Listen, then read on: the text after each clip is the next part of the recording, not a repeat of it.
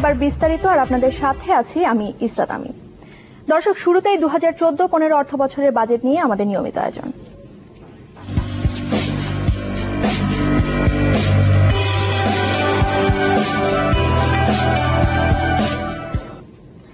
আসছে বাজেটে বিড়ির কর কমাতে জাতীয় রাজস্ব বোর্ড এনবিআর অন্তত 250 এমপি ও উপজেলা চেয়ারম্যান তদবির করেছেন। এর মধ্যে এমপি রয়েছেন শতাধিক, আর প্রায় 150 জন উপজেলা চেয়ারম্যান। তারা নিজ নিজ ব্যক্তিগত প্যাডে এনবিআর চেয়ারম্যানকে চিঠি দিয়ে বিড়ির শুল্ক কর কমানো ও প্রত্যাহারের অনুরোধ করেন। বাবু কামরুজ্জামানের রিপোর্ট। তামাক অদৃশ্য এক মরণ ব্যাধি। বিড়ি, সিগারেট, জর্দা কিংবা চুরট, এমন প্রায় অর্ধশতাধিক নেশাদ্রব্যের মাধ্যমে যা পৌঁছায় বাংলাদেশের প্রাপ্তবয়স্ক মানুষের প্রায় 43% হাতে।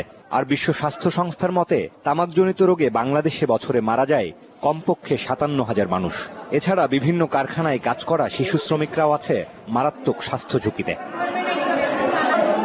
বিস্তৃতি কমাতে বেশ কয়েক বছর ধরে তামাকজাত পণ্য বিড়ির উপর বসানো আছে অগ্রিম আয়কর।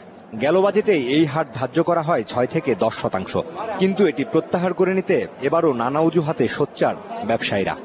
বিড়ি হলো প্রাথমিক স্টেজ, মাদকের প্রাথমিক স্টেজেই আমাদের দেশে আমরা মনে করি বিড়ি।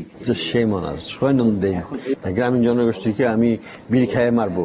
এরই মধ্যে বিড়ির উপর থাকা 10% অগ্রিম আয়কর প্রত্যাহারে এনবিআর এর কাছে সুপারিশ করেছেন সারা দেশের 100 সাংসদ এবং 150 উপজেলা চেয়ারম্যান।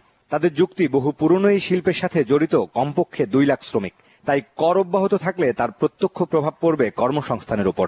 যদিও শ্রমিকের সংখ্যা নিয়ে আছে দ্বিমত, তবে দেশের আইন প্রণেতাদের এ ধরনের সুপারিশকে অত্যন্ত লজ্জাকর এবং অযৌক্তিক হিসেবে দেখছেন অনেকেই।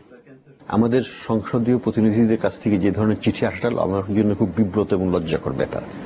কারণ বিড়ির মতো একটা নিম্নমানের ধূমপান আসক্তির ব্যাপারে তারা কেন এই ধরনের চিঠি লিখবে সরকারকে? জনগণের কাছে তাই সেই জন্য তাদের জবাবদিহিতা করা উচিত। না, এটা প্রত্যাহারের করাটা জনপ্রতিনিধিদের দায়িত্বের ভিতরেও পড়ে না। এন্ড আমি মনে করি যে এই দাবি অযৌক্তিক, কারণ তারা বলতে পারে যে 6% থেকে 10% করা হয়েছে, এটা অতিরিক্ত ছিল। রাজনীতিবিদদের এমন যুক্তিহীন দাবি না মেনে বরং বিড়ি শিল্পের শ্রমিকদের জন্য বিকল্প কর্মসংস্থান তৈরির পরামর্শ বিশ্লেষকদের। এই ধরনের ইন্ডাস্ট্রি থেকে আমাদের এখন বেরিয়ে আসার সময় হয়েছে। বিড়ি শুড বি ক্লোজ ডাউন। আমি মনে করি যে আমাদের যে 1 লক্ষ শ্রমিক বা 70,000 শ্রমিক আমরা ধারণা যে বিড়ির ক্ষেত্রে নিয়োজিত আছে, তারা ইজিলি 1-2 বছরের মধ্যে গার্মেন্ট শিল্পে তাদেরকে এমপ্লয় করে নেওয়া যাবে।